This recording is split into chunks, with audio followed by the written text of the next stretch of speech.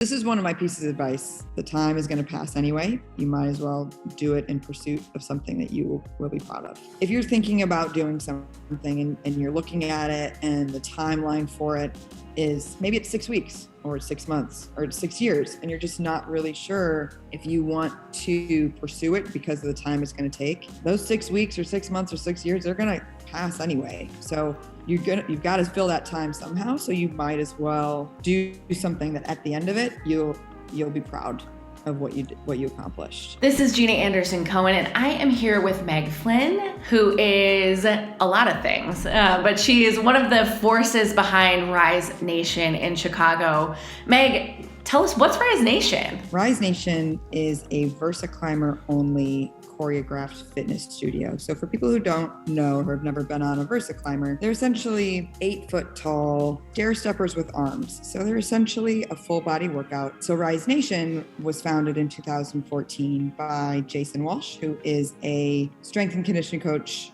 turned celebrity personal trainer who had a lot of success with a lot of his very high-end clients using the Versaclimber. He wanted to bring that to a wider audience. So Rise Nation started in 2014. And as far as we know, it was the first choreographed climbing studio. So similar to choreographed cycling studios, that's essentially what Rise Nation did with the Versaclimber. Started in LA in 2014, founded by Jason, and gained a lot of popularity in that area. A lot of celebrity clientele came to the LA studio. The strength and conditioning coach for the Cleveland Cavaliers, who uses the Versaclimber a lot in their training, went to the Rise Nation studio in LA because a lot of the Cavaliers at that time had homes in LA during the summer in the off season. And so Derek Millender opened the second studio in the country in Cleveland in 2017, which is actually how I got involved. I know I'm talking a lot, but we're just going to go straight through it. So no, I like this, Meg. So I got involved before the Cleveland studio was open because I lived in the building that the studio was going into on the first floor. And Derek had sent an email to anybody. It was a relatively small building, to see if they were interested in instructing or working the front desk, since it was going to be right below us. I was finishing up my 3rd year of residency as an orthopedic surgeon at Cleveland Clinic. And I figured, I might be trimming down my work hours from anywhere from 80 to 100 hours a week to 60 to 80 hours a week. And I have always been a fitness enthusiast. So I responded to the email and apparently was the only person to respond to the email and got involved that way. Got on a Versaclimber the first time in Derek's apartment, then met Jason, met the team out in LA for a training session for a week. And then we opened Cleveland in 2017. Anyway, Rise Nation, it is a choreographed Versaclimber studio, 30-minute classes, and relatively unique and new concept that a lot of people haven't had an opportunity to participate in yet. I love that when you said it gained popularity among and then you paused before professional athletes. I thought for sure you were going to say Real Housewives. That shows the difference between my consumption of media and perhaps yours. but also, it was also featured on Real Housewives. Yes. Yeah. Kyle Richards definitely has gotten on a Versaclimber in a Rise Nation class. Yes. If that matters to you, dear listener, matters to me. I like her. Okay, so a lot to unpack there, Meg. You're obviously very passionate about this workout because I don't think someone would go along for the ride the way you have for Rise Nation while also going through residency, while also becoming you're now like a practicing orthopedic surgeon, right? Yes. Yeah, so you are seeing patients and cutting them open and helping them be functioning humans again, right? Yes. Yeah. That's how you define orthopedic surgeon. Yeah. That's what we try to do. Yep. Yeah. Cut you. A common phrase that we'll say is, and we do sometimes save lives, but I don't save lives. I save lifestyles. So that's sort of Oh, I like that. In both areas of life. So in Cleveland, you sort of became like number 2, right? You were functioning as the studio admin, the GM. What do you want to say? How do you want to call that? I lived above the studio. which made it really easy for me to pop down whenever I needed or wanted to. And it became a second home for me within my same home structure. And still is a great community in Cleveland, a lot of great people that were there. So I spent any and all of my free time down there. And so with that came some responsibilities that I just took on myself. So I saw, areas that needed to be fixed, or would reach out to Derek if he was traveling with the team and try to change things if we needed them to be changed. Now that gave me a lot of, I was afforded a lot of latitude, and I appreciate that to this day, because it now has given me an opportunity to essentially open a studio of my own without that prior experience. This would be a much more difficult endeavor. Which gets us to Chicago. So Rise Nation is now in a lot of different cities. There are locations in Dallas, LA, Cleveland, and now Chicago, and other places too. I'm skipping a bunch, right? Well, so right now our currently active studios are Cleveland, Dallas, New York in NoHo, just opened about a month and a half before we did, and then Chicago. So you went from Cleveland. How did the jump kind of happen between sort of operating Cleveland with Derek or helping Derek, and then opening Chicago for yourself? Residency for orthopedic surgery is 5 years. I started with Rise at the end of my third year. So 2 years later, at the end of my fifth year, I moved to Birmingham, Alabama to do my fellowship in sports orthopedic surgery. And so I was there for a year. After about 3 or 4 weeks, I missed the Versaclimber so much, I actually purchased one and had it sent to my apartment in Birmingham. So I had a 1-bedroom apartment. It was in the corner of my bedroom. I still have it now. It's still in my apartment here. But that's how much I missed it. And so when I decided and signed a contract to work in Chicago, which is, I sort of always wanted to come to the Midwest. I had always tried to live in Chicago and try to train in Chicago, but the way that medicine and the way that you sort of match into programs is a little bit different. So I had never had an opportunity to match or live here previously. So Chicago was always high on my list. So when I signed a contract to work here, one of the first people I reached out to was actually Jason, to try to see if this was going to be a possibility. So unfortunately, that was when I reached out to him, was the very beginning of March of 2020. COVID hit and really impacted fitness throughout the country. And so I moved here in August of 2020 and started just searching for places that we could potentially put a studio. And we eventually found our current space in February, really, of 2021, but didn't start our actual construction until February of 2022. That's a crazy timeline. Obviously COVID delayed a lot of things for a lot of people, but pushing you out 2 years that way must have felt, especially for someone like you who is very driven and likes to push things forward, like it must have felt like forever, right? There were certainly days where we weren't sure if this was going to come to fruition for sure. And it's, even today, I'm sitting in the studio right now, and it's it's almost like it's not real, right? One of those situations where you've dreamed of it for so long and you've been planning for it, and it's here, and you have to recognize that every time you step in this place, it is exactly what you've worked for. So just trying to be as appreciative and grateful for everything, even though, on some days it's like, you have things happening in the bathroom, and ceiling lights are coming down, and there's always something to sort of derail that appreciation and gratitude. And so it's really great, I think, sometimes to remember all the things that you had to do in order to make it happen. Yeah, I remember probably the second or third class I took with you was during Sweat Working Week, and you did express that gratitude for just like being together in studio and moving our bodies in one room, which was it felt like a very genuine place. I feel the same way after being pulled out of my comfort zone. Like a Sweat Life was something that very much like gave me community, gave me home, gave me meaning, and having to do it all virtually was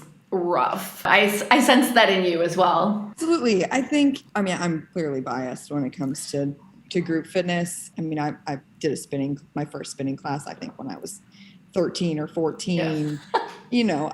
I've been a team athlete for, probably since I was 8 or 9. And there's something very ingrained in me that when I'm working out with other people, I gain a little bit more from that. And it's helpful to be in the same space, participating in the same way. And I think that there are a lot of very positive things that came from COVID, and working out at home and virtual workouts and having that flexibility to do that, I think has been a huge help for a lot of people and has gotten people to be able to move in ways that they hadn't previously.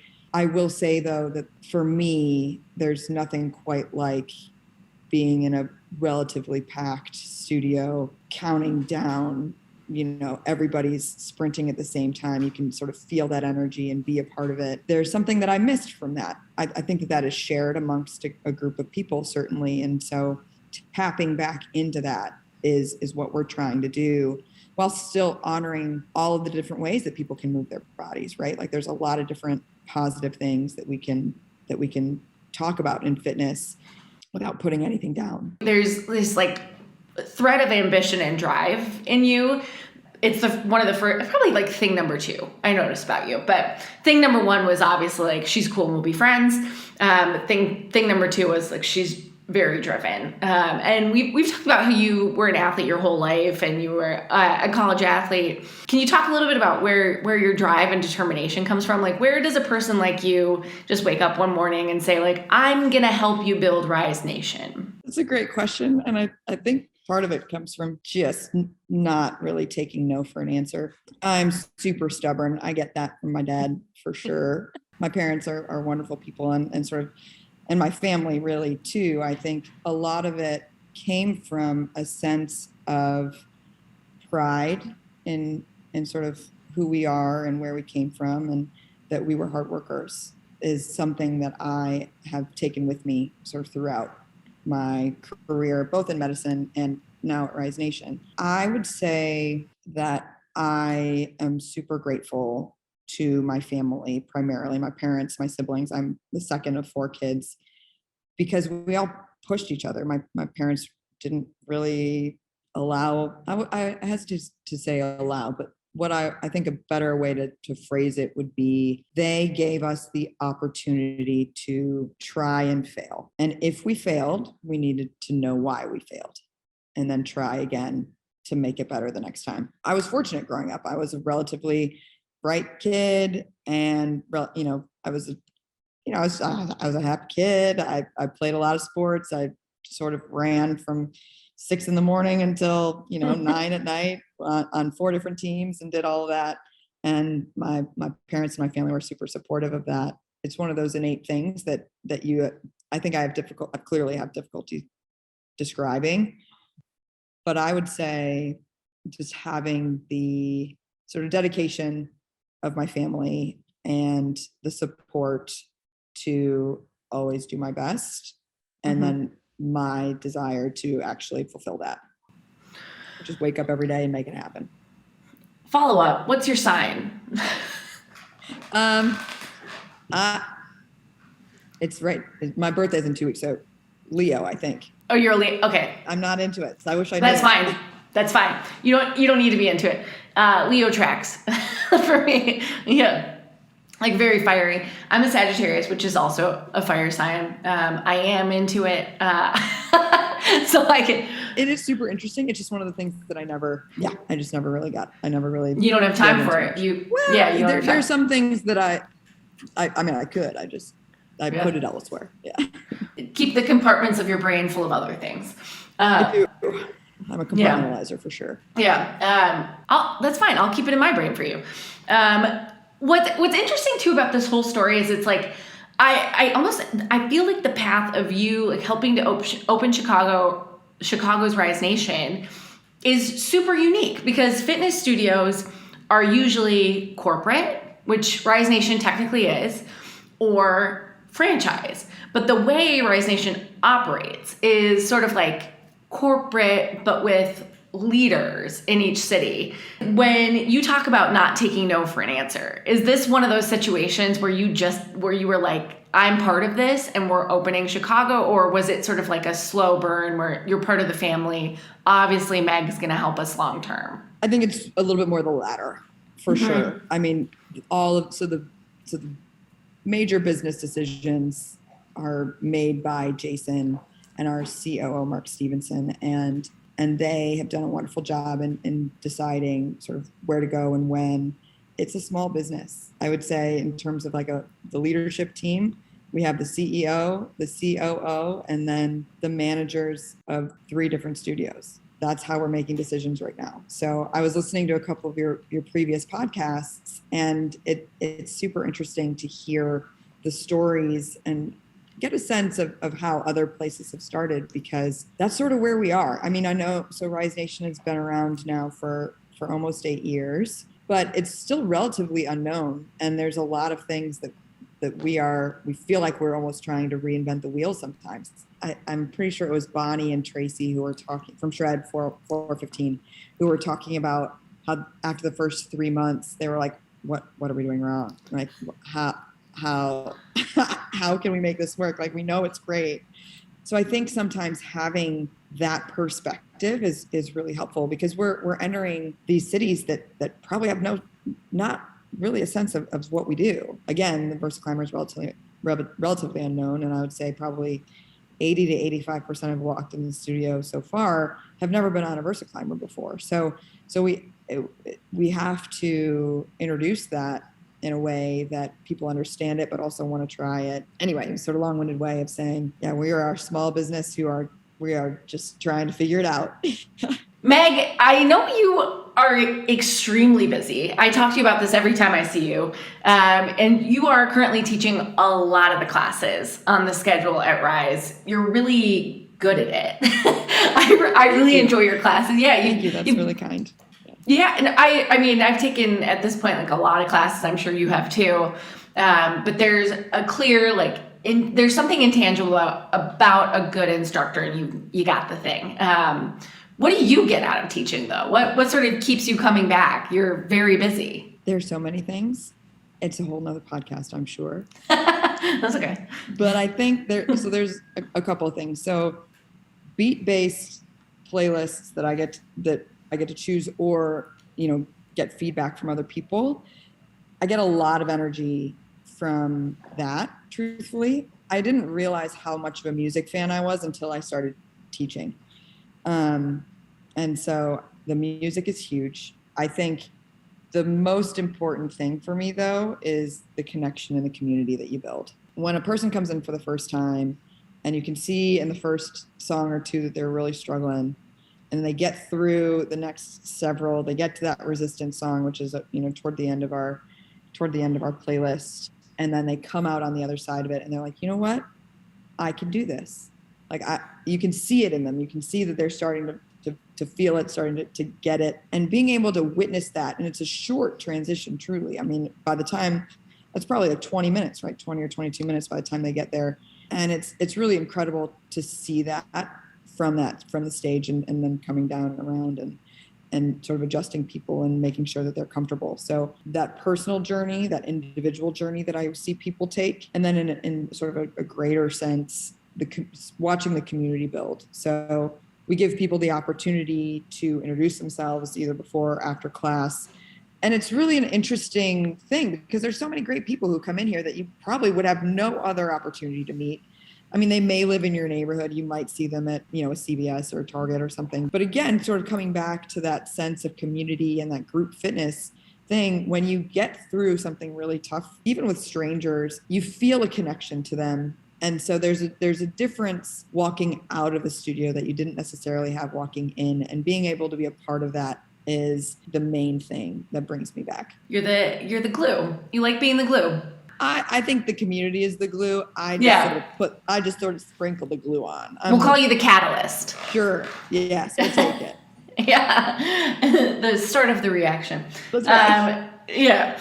So I love sort of hearing like your whole journey of being a part of Rise Nation. What's something you've learned along the way that you can impart on listeners either in or out of the fitness industry? This is one of my pieces of advice anyway, like through life, I think, but it certainly applies sort of with this endeavor that we've taken on with Rise Nation Chicago, is the time is going to pass anyway. So if you're thinking about doing something and you're looking at it and the timeline for it is maybe it's 6 weeks or it's 6 months or it's 6 years, and you're just not really sure if you want to pursue it because of the time it's going to take, those 6 weeks or 6 months or 6 years, they're going to pass anyway. So you've got to fill that time somehow. So you might as well do something that at the end of it, you'll be proud of what you accomplished. So that would be my biggest piece of advice for anybody listening in whatever you're doing, right? Like the time is going to pass anyway. So yeah, I mean, it's a 30-minute workout where you could be sitting on the couch or